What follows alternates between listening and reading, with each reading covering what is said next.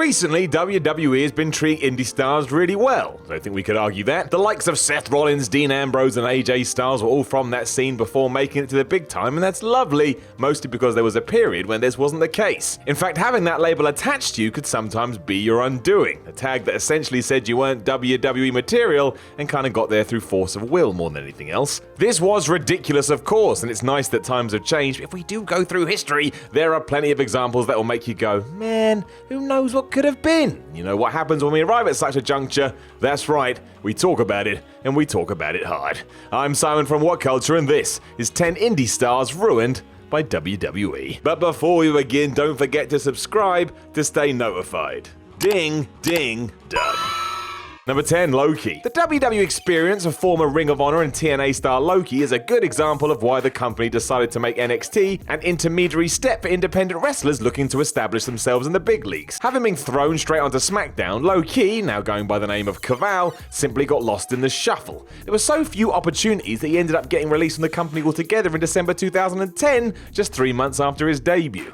This, my friends, is ridiculous, mostly because 8 years earlier he became the inaugural Ring of Honor World Champion, a belt worn by the likes of CM Punk, Samoa Joe, and the aforementioned Seth Rollins. There's no two ways about it, this has to go down as one of the biggest wastes in the company's history. Had he been signed now and given the opportunity to perform in today's finishing school rather than FCW, there's every chance he would have gone on to main roster success or at very least become a focal point of 205 Live. And yeah, I know that's never the dream of all dreams, but it's better than this. This was nonsense.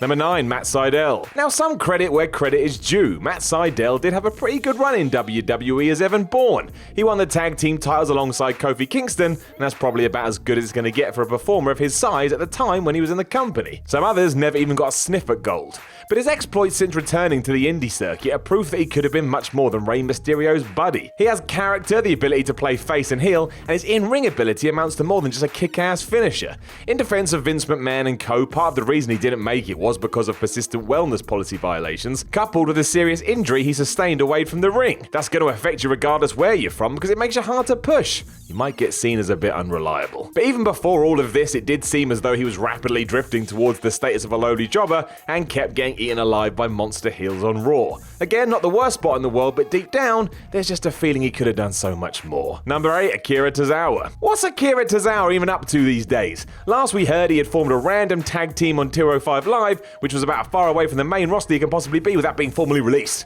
Well, no, that's me being mean. It doesn't make sense. While the lay of the land has changed as well, it does seem that it could be his height working against him, even in the cruiserweight division. At 5'7", he's one of the shortest members on the whole WWE roster. Should it matter? Nope. We all know the deal. At the very least, you would expect Tozawa to be at the forefront of the high-flying ranks. He's exactly the sort of a guy around whom the entire show could be built, particularly if the emphasis is now going to be placed on what happens in the ring rather than on the microphone.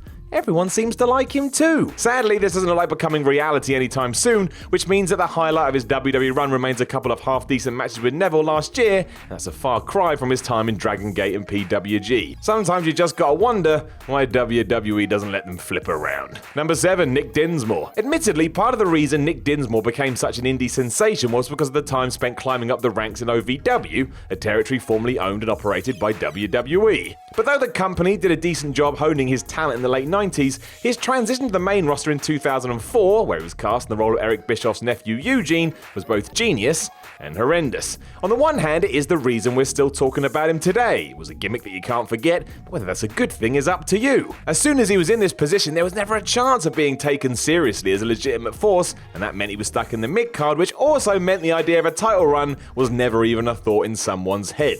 Worse than that, the role also killed any hopes he may have had of repackaging somewhere down the line. It would have been near impossible for Dinsmore to return under the guise of a no-nonsense heel after previously jumping around on a bouncy castle backstage.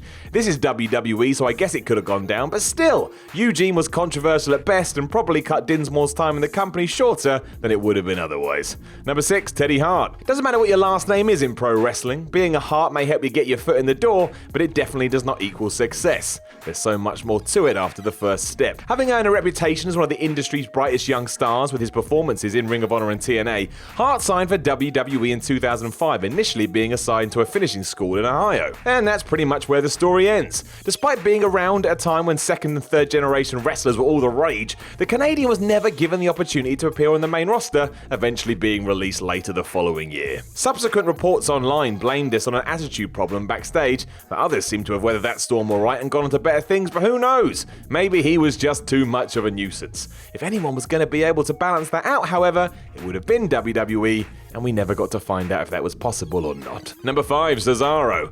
Here we are again. Now on the one hand, yes, Cesaro has been used perfectly by the WWE. He's a thriving member of the roster and until recently was one half of the tag team champions, an accolade he's won 4 times. The Bar are also treated like a proper threat, and that's cool. But here's something else he's won 4 times, the Wrestling Observer newsletter Most Underrated Wrestler, an award given every year to the man or woman whose talents have been underutilized by their employers. This is why a lot of people do think he deserves a proper singles push given he's been in the company 6 years, and damn it, I love playing devil's advocate, so that's what we're doing. Should he? Shouldn't he? No one seems to agree. There's still enough time for this state of affairs to change, but equally, it does seem like WWE enjoys where Cesaro is currently positioned. So we'll all have to wait and see. Number 4, Neville. Like Cesaro, there's at least an outside chance that Neville could yet come good on all his potential inside the WWE ring. According to the most recent update, he's still very much an employee of Vince McMahon, but also, we haven't seen him on TV in months. Doesn't sound good to me.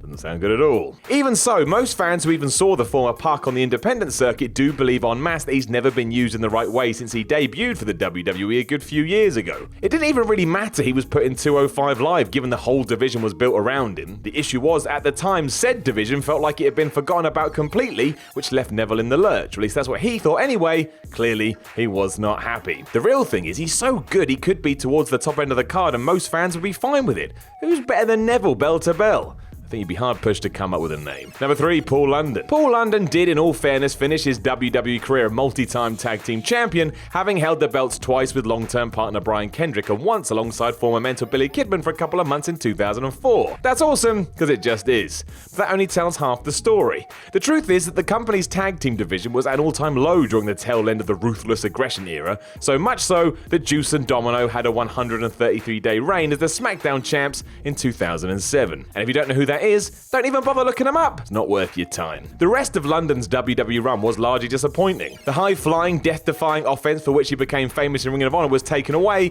and his character became that of a timid underdog instead of someone with all the confidence in the world. All this might have been different had he just remembered to keep a straight face during that Vince McMahon segment, which apparently led to his dismissal in November 2008. So remember, if nothing else, don't smile if you work for WWE. Number 2, Austin Aries. Austin Aries kind of fell foul to the same issues that Neville did. He was great in 205 Live, but is that really where he should have been given his skills and experience? It's debatable at best. It was strange as well, because when the two feuded over the Cruiserweight title, Aries was never given his due as he lost in 3 back-to-back matches against the champ. He seemed popular, was very good, so what was the idea here? Don't think we'll ever know. Again, it's not that the Cruiserweight division is bad in and of itself. It's an undeniably good way to introduce the likes of Jack Gallagher, Noam Dar, and Cedric Alexander, wrestlers who are taking their first steps in the industry, to a mainstream audience. But Aries had already been a world champion of Ring of Honor in 2NA, so not to put a rocket on him seemed a bit like a waste. And now, he's not even with the WWE. He even bossed it on commentary, and yet he's a million miles away.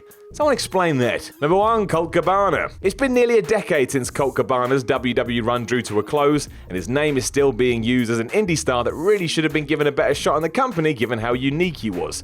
Repackaged as Scotty Goldman, Cabana made his SmackDown bow in mid-2008 and was almost immediately cast in a role where it looked like he was never going to get any kind of a run. In many ways, it was like an early James Ellsworth without the chin jokes. To many fans, this transformation was nothing short of a wrestling tragedy. Cabana, one of the industry's great comedic wrestlers, was viewed upon his initial signing as a perfect fit for WWE, owing to his natural ability on the microphone and how versatile he was. For whatever reason though, company heads didn't share our assessment, and after that podcast with CM Punk a few years ago, it's highly likely that they'll ever be changing their minds. And that sucks! Cabana is probably better now than he ever has been. Not this is a problem, he's smashing the indies, but still, what could have been?